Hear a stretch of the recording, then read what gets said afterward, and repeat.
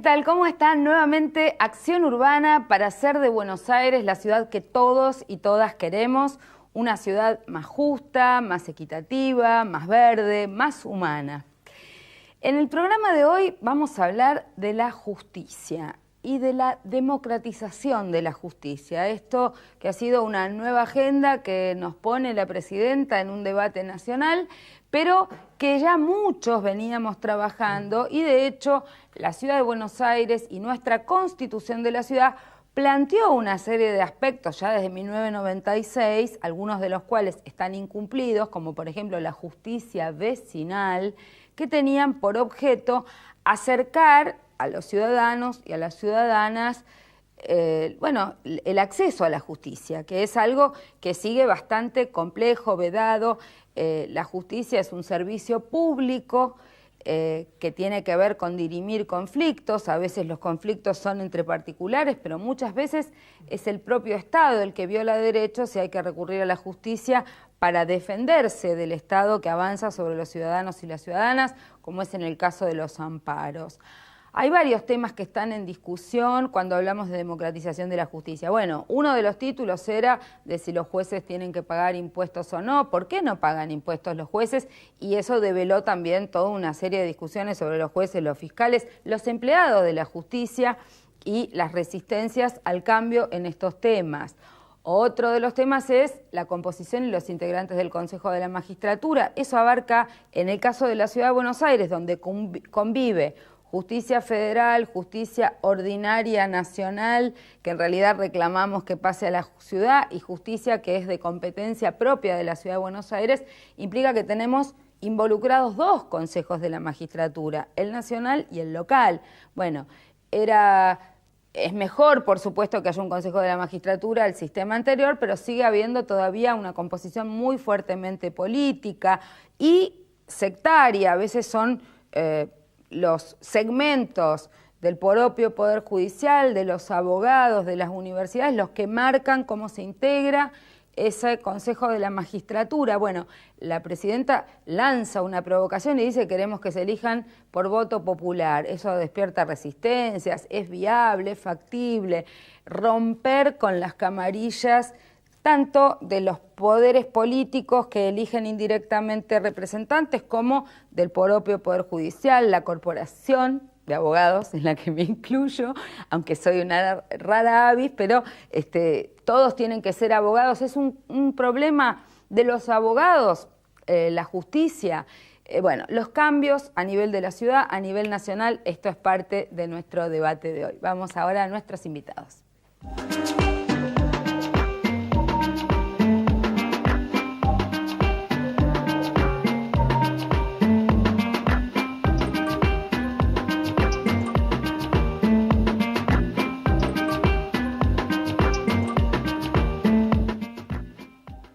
Nos acompaña Gonzalo Rúa, que él es juez en lo penal, contravencional y de faltas de la Ciudad de Buenos Aires y también miembro de INESIP, de la Junta Directiva Nacional de INESIP. Agustín Carrara, él es director ejecutivo de CIPSE, que es el Centro de Investigación y Prevención de la Criminalidad Económica, y Ezequiel Nino, que es codirector de ASIG, Asociación Civil por la Igualdad y la Justicia. ¿Y qué sos de Nino?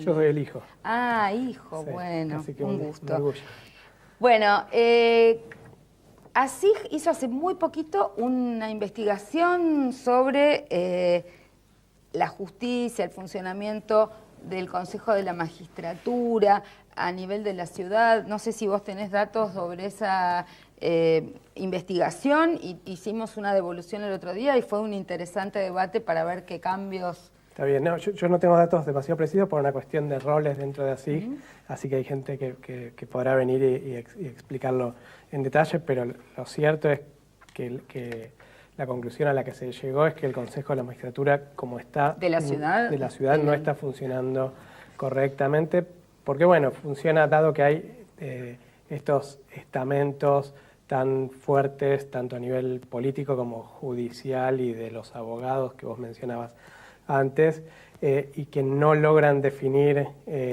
realmente, ni siquiera no tiene una visión en común y muchas veces queda como un coto para, bueno, conseguir, para negociar cargos, no hay una visión de hacia dónde se quiere que el Consejo de la Magistratura vaya y cómo se quiere democratizar la justicia, que obviamente es un objetivo, digo, que tenemos todos, digo, todos los que estamos vinculados a la justicia y una gran parte de la ciudadanía. Así que la conclusión viene por ese lado, digamos, del Consejo de la Magistratura.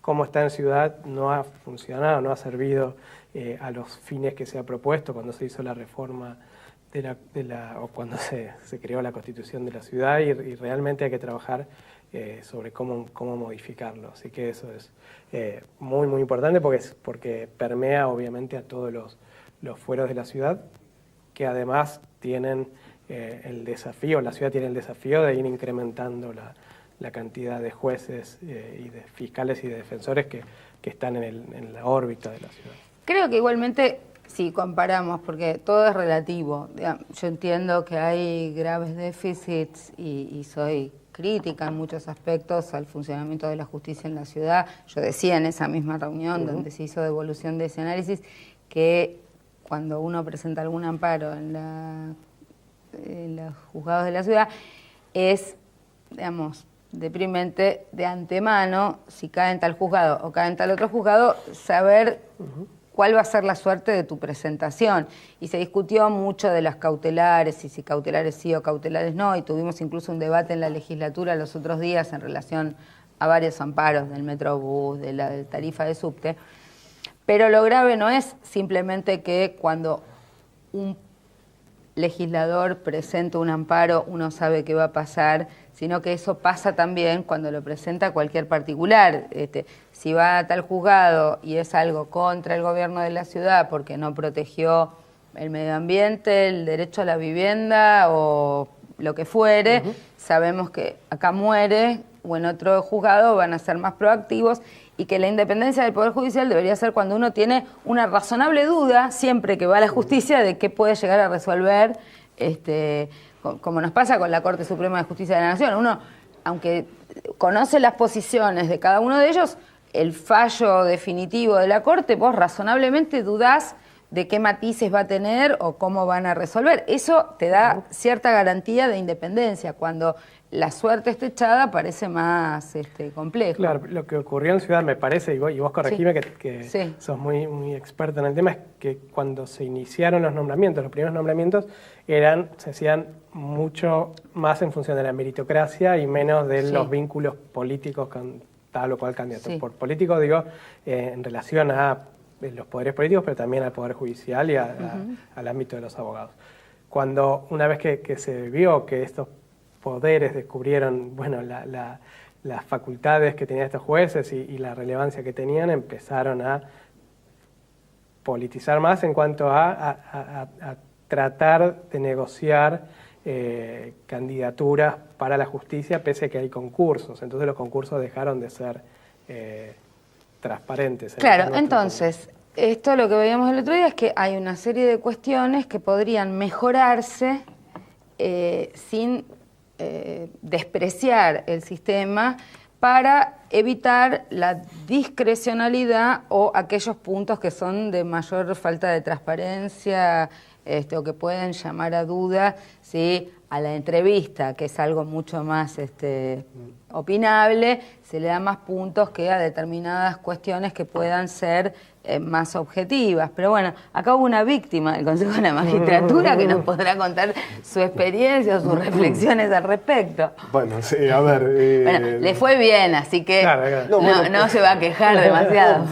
Pasó el análisis. Habrá sufrido. Fui víctima, digamos, porque gané otro concurso y no fui elegido. Digamos. Bueno, en ese sentido, contanos un poco. Obtuve el primer lugar, pero no me gustaría meterme en cuestiones más bien personales. Hay una realidad, el sistema de selección de jueces es un sistema que elige entre ternas y esto ya genera cierto enfoque político que tiene la cuestión. Pero yo no pondría hoy el acento en esa cuestión. A mí me parece que estamos en un momento muy interesante, digamos, una oportunidad interesante de discutir algo que en los últimos 20, 30 años no se discutió, que es esto de cómo debe ser una justicia legítima, cómo democratizar la justicia. Y esto me parece que a los porteños también nos abre una situación de discusión, un análisis nuevo, porque todo poder judicial debe tener un enfoque desde el lugar donde parte hacia democratizar la justicia. Y creo que los porteños tienen un punto favorable en ese sentido en comparación con lo que es la justicia nacional y la justicia federal. La justicia de la ciudad, digamos, nació moderna, nació para ser un sistema moderno, nació para ser un sistema dinámico. En algunos puntos lo logró y en otros no. Digamos, hay muchos enfoques que creo que han sido equivocados, que en estos prácticamente 10 años, más de 10 años de sistema de justicia para los porteños, se partió desde valores democráticos y republicanos. A ver, cuando se decide qué justicia queríamos tener los porteños, se decidió que tenía que ser un sistema de audiencias, un sistema público. Y en eso es un punto favorable. Ahora tenemos que empezar a analizar qué resultado tuvo de la ciudadanía. ¿Los porteños saben dónde están las salas de audiencias? ¿Saben que los jueces resuelven audiencias? Yo creo que no. Y ahí hay políticas públicas que están fracasando respecto de comunicar cómo se resuelve y dónde se resuelve. Y esto es algo bastante básico, una cuestión de arquitectura judicial. Si uno quiere ir a un edificio judicial, donde por ejemplo yo me desempeño, que es en Beruti 3345, uno quiere averiguar dónde están las salas de audiencia y seguramente no lo va a encontrar. ¿Por qué? Porque no hay puertas vidriadas, hay 20 años de experiencia sobre cómo tiene que ser una sala de audiencias para que la gente pueda entrar.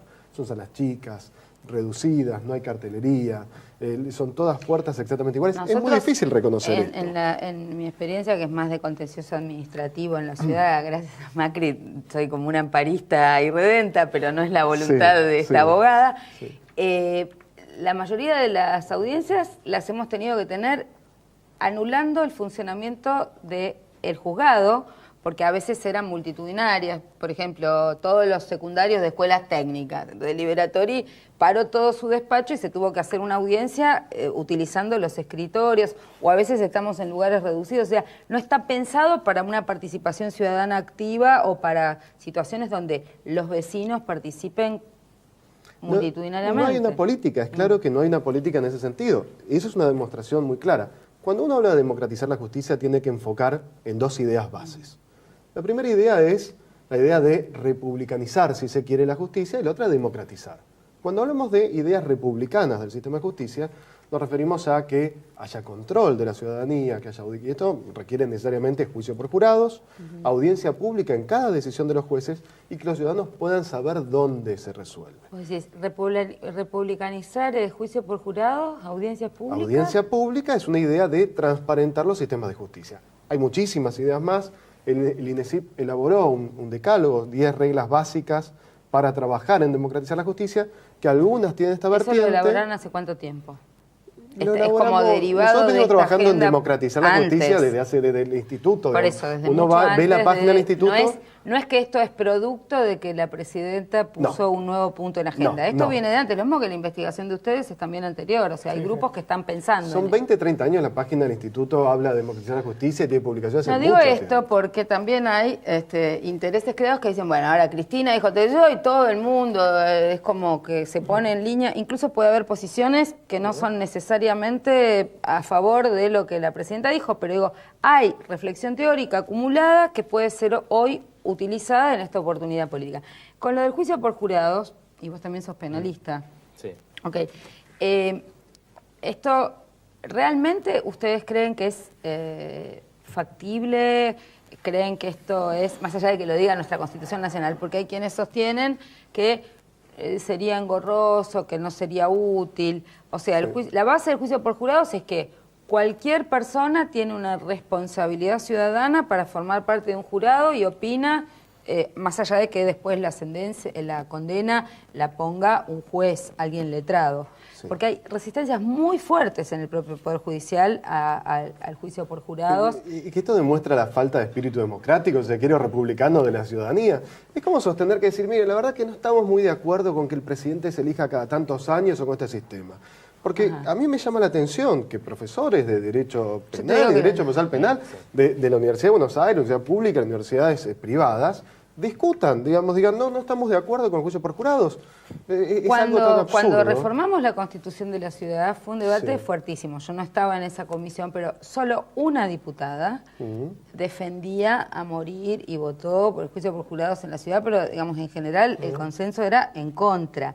Y después hay muchos que dicen, bueno, si no logramos que como ciudadanos, las personas vayan el día de una elección a fiscalizar, ¿cómo les vamos a pedir que vayan a ser jurado? Que esto implica mucho más tiempo, disponibilidad, y sobre todo cuando los medios de comunicación inciden tan fuerte en la opinión pública en relación a delitos, y está toda esta presión mediática bloombergiana en relación a la criminalización, la estigmatización, los prejuicios. Yo, digamos, con mi prevención INADI, digo, bueno, ¿cómo las personas tan prisioneras de los prejuicios no van a ser peor que los prejuicios? Uno quiere averiguar dónde están las salas de audiencia y seguramente no lo va a encontrar. ¿Por qué? Porque no hay puertas vidriadas. Hay 20 años de experiencia sobre cómo tiene que ser una sala de audiencias para que la gente pueda entrar.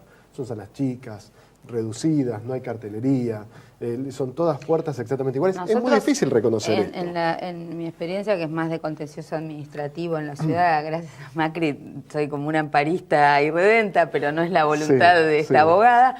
La mayoría de las audiencias las hemos tenido que tener anulando el funcionamiento del juzgado, porque a veces eran multitudinarias. Por ejemplo, todos los secundarios de escuelas técnicas de Liberatori paró todo su despacho y se tuvo que hacer una audiencia utilizando los escritorios, o a veces estamos en lugares reducidos. O sea, no está pensado para una participación ciudadana activa o para situaciones donde los vecinos participen multitudinariamente. No hay una política, es claro que no hay una política en ese sentido. Y eso es una demostración muy clara.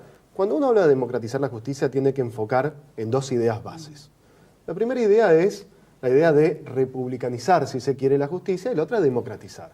Cuando hablamos de ideas republicanas del sistema de justicia, nos referimos a que haya control de la ciudadanía, que haya y esto requiere necesariamente juicio por jurados, audiencia pública en cada decisión de los jueces y que los ciudadanos puedan saber dónde se resuelve. Vos decís, republicanizar el juicio por jurados, audiencia pública. Audiencia pública es una idea de transparentar los sistemas de justicia. Hay muchísimas ideas más. El INESIP elaboró un decálogo, 10 reglas básicas para trabajar en democratizar la justicia, que algunas tienen esta vertiente. ¿Eso lo elaboraron hace cuánto tiempo? Es como derivado. Nosotros venimos trabajando en democratizar la justicia desde el instituto. Por eso, desde uno ve la página del instituto. No es que esto es producto de que la presidenta puso un nuevo punto en la agenda. Esto viene de antes, lo mismo que la investigación de ustedes es también anterior. O sea, hay grupos que están pensando. Son 20, 30 años la página del instituto habla de democratizar la justicia y tiene publicaciones en digo esto porque también hay intereses creados que dicen, bueno, ahora Cristina dijo yo y todo el mundo es como que se pone en línea. Incluso puede haber posiciones que no son necesariamente a favor de lo que la presidenta dijo, pero digo, hay reflexión teórica acumulada que puede ser hoy utilizada en esta oportunidad política. Con lo del juicio por jurados, y vos también sos penalista. Sí. Ok. ¿Esto realmente ustedes creen que es factible? ¿Creen que esto es, más allá de que lo diga nuestra Constitución Nacional? Porque hay quienes sostienen que sería engorroso, que no sería útil. O sea, la base del juicio por jurados es que cualquier persona tiene una responsabilidad ciudadana para formar parte de un jurado y opina, más allá de que después la condena la ponga un juez, alguien letrado. Sí. Porque hay resistencias muy fuertes en el propio Poder Judicial al juicio por jurados. Y que esto demuestra la falta de espíritu democrático, si se quiere, republicano de la ciudadanía. Es como sostener que decir, mire, la verdad que no estamos muy de acuerdo con que el presidente se elija cada tantos años o con este sistema. Porque a mí me llama la atención que profesores de Derecho Penal y Derecho Procesal Penal de la Universidad de Buenos Aires, Universidad Pública, universidades privadas, discutan, digan, no estamos de acuerdo con el juicio por jurados. Es algo tan absurdo. Cuando reformamos la Constitución de la Ciudad fue un debate fuertísimo. Yo no estaba en esa comisión, pero solo una diputada defendía a morir y votó por el juicio por jurados en la ciudad, pero digamos en general el consenso era en contra. Y después hay muchos que dicen, bueno, si no logramos que como ciudadanos las personas vayan el día de una elección a fiscalizar, ¿cómo les vamos a pedir que vayan a ser jurado? Que esto implica mucho más tiempo, disponibilidad, y sobre todo cuando los medios de comunicación inciden tan fuerte en la opinión pública en relación a delitos, y está toda esta presión mediática bloombergiana en relación a la criminalización, la estigmatización, los prejuicios. Yo, digamos, con mi prevención INADI, digo, bueno, ¿cómo las personas tan prisioneras de los prejuicios no van a ser peor que los prejuicios de los propios jueces, o cómo devolver esto a una dinámica un poco más inclusiva, ¿no? Permitime responder esto con una pregunta. ¿Estamos de acuerdo que el Poder Judicial en líneas generales es conservador? Mucho, Digamos, por eso se está discutiendo cómo hay que realizar una apertura del Poder Judicial hacia la ciudadanía. Bien. ¿Por qué los jueces más en que líneas... conservador ideológicamente también... que defiende determinados intereses, poder establecido, no es solo conservador. Eso es parte de conservar, eso es parte de la idea de conservar su propio poder. Los jueces son conservadores en líneas generales por esencia, digamos, porque quieren mantener su establishment, quieren mantener sus derechos, quieren mantener toda su forma de trabajar. Bien, ¿quién va a ser más libre para tomar una decisión? ¿Un juez frente a una decisión compleja de un caso realmente de mucha presión pública? ¿Un juez que luego de la decisión que tome puede tener sanciones o puede perder ese establishment, ese poder que tiene, o un ciudadano que va a ser su única intervención en un caso?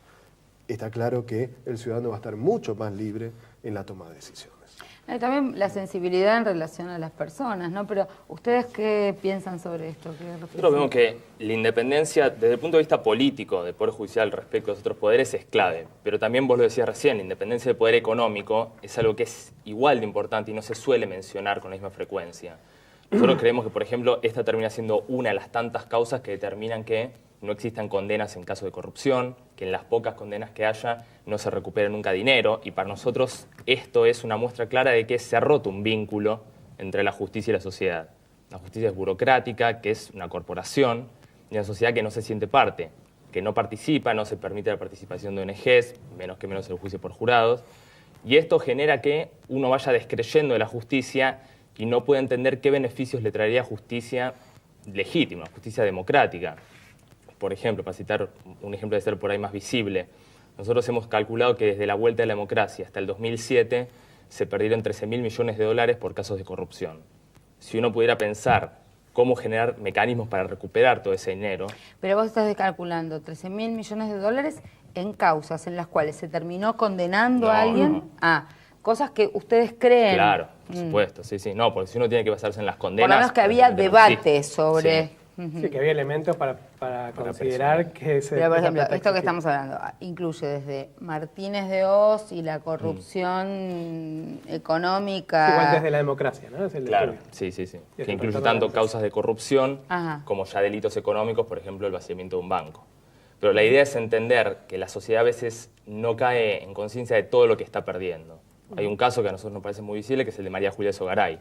Este año se van a cumplir 2 décadas desde que se inició la causa de Sogaray. Todavía, si bien hubo condena, sigue un expediente administrativo en la Corte para determinar a dónde van a ir los fondos que se decomisaron cuando se remató su Petit Hotel. Son 3.200.000 pesos. Es el primer caso de recupero de activos en Argentina en hechos de corrupción. Y la Corte no decide a dónde va a ir. Nosotros sostenemos que tiene que ir al Garrahan como un símbolo de lo que es la justicia social, de poder recuperar ese dinero. Y que podría ir a Cuenca Matanza Riachuelo. Podría ir a cualquier lado, por supuesto. Si le buscamos una afinidad a lo pero que... nuestra idea es que tenga una asignación específica, que no quede difuso en los recursos de la Corte. Sí.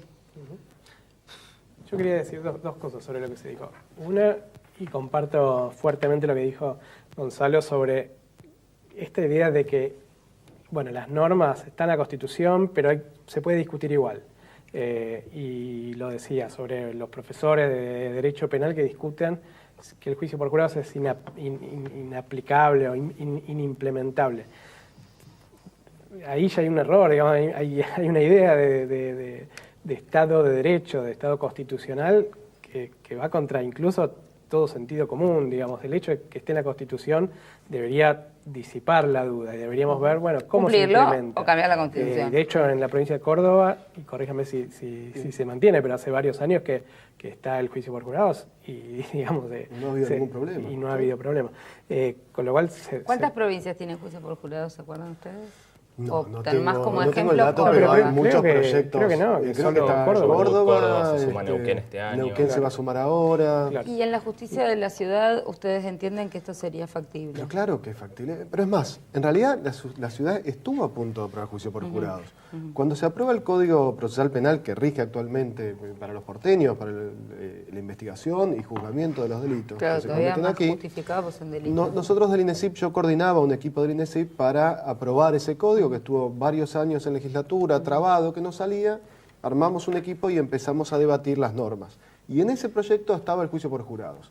Lamentablemente, y como en realidad no podía ser de otra manera, el día anterior a que se aprobara el código, se excluyó el juicio por jurados.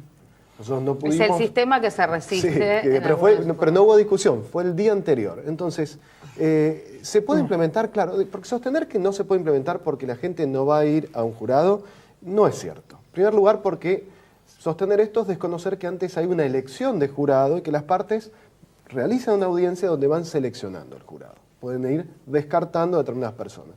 De la misma manera, habría que sostener que no se puede realizar el juicio oral y público porque los testigos no van a comparecer y volvemos al sistema encriptado y secreto del expediente. Nos quedan pocos minutos, pero no me gustaría que se fueran sin que pudiéramos hacer alguna evaluación de justicia vecinal y esta propuesta de la presidenta o esta manifestación de voluntad de la presidenta de que se eligieran los integrantes de los consejos de la magistratura por voto directo, aunque pertenezcan a un sector.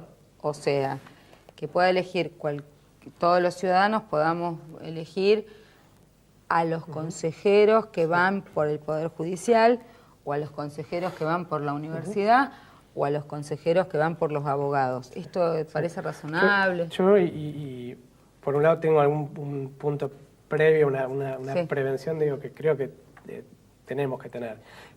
Sobre todo las organizaciones que trabajamos hace tiempo, temas de justicia, nos gusta y nos resulta un momento estimulante el hecho de que se haya puesto en la agenda pública la democratización de la justicia. A la vez me parece no podemos, por lo menos de nuestra parte, dejar de señalar que el tema apareció después de algunos fallos que incomodaron al Poder Ejecutivo. Digamos, eso está muy claro, digamos, por los tiempos y si uno revisa incluso un poco la antropología de la iniciativa.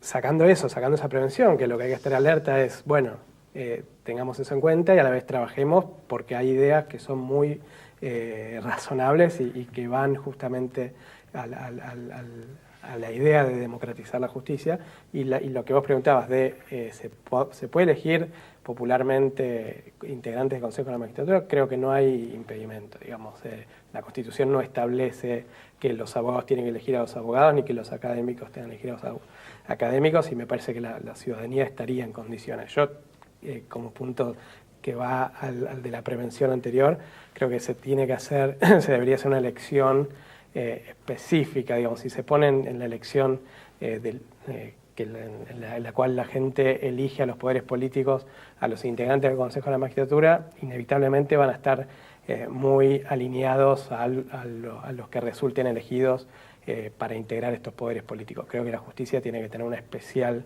independencia. A ver, entonces no te entendí.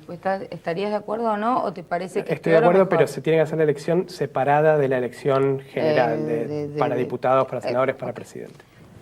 Sí, yo estoy de acuerdo. Sus últimas palabras, sí. Me parece que es una cuestión cultural. Que todo esto nos genere tantas dudas tiene que ver con que nos hemos acostumbrado a una justicia que es tan burocrática y tan cerrada nos hace creer que únicamente una persona que estudió Derecho puede darse cuenta que es lo justo y que no lo es. Es un proceso largo, las reformas legislativas son el primer paso, pero es un proceso que nos va a llevar muchos años y en algún momento, eventualmente, ojalá tengamos una participación popular real en la administración de justicia. Bueno, yo les agradezco mucho, creo que el tema para ustedes continúa, pero me parece que es un año donde podemos poner este debate en acto. Nosotros vamos a estar haciendo un debate en la legislatura de la Ciudad de Buenos Aires el 22 de abril a las 18 horas y tenemos comprometido a Zaffaroni y a Estela Maris Martínez, entre otros, pero queremos básicamente discutir la democratización de la justicia en la ciudad y queremos invitar también varias ONGs como comentaristas de los panelistas, así que seguramente los invitamos y esperemos que podamos contar con ustedes, pero fundamentalmente estoy abierta. Yo presenté un proyecto de justicia vecinal, que duerme el sueño de los justos hace 3 años, pero me gustaría tomar sus mejores causas en la medida en que podamos volver a ponerlas en agenda u operativizarlas en la legislatura de la Ciudad de Buenos Aires. Así que estoy abierta a escucharlas y a reposicionarlas en agenda. Siempre es una año electoral, ustedes saben todas las dificultades que habrá, pero yo creo que más allá de la testimonialidad, aprovechemos esta circunstancia del día 22 para saber si hay proyectos, desempolvarlos y que los podamos volver a poner en agenda. Así que muchas gracias y seguimos trabajando más allá de nuestra reunión de hoy. Muchísimas gracias. Chau y hasta la semana que viene a todos ustedes. Nos vemos en Acción Urbana.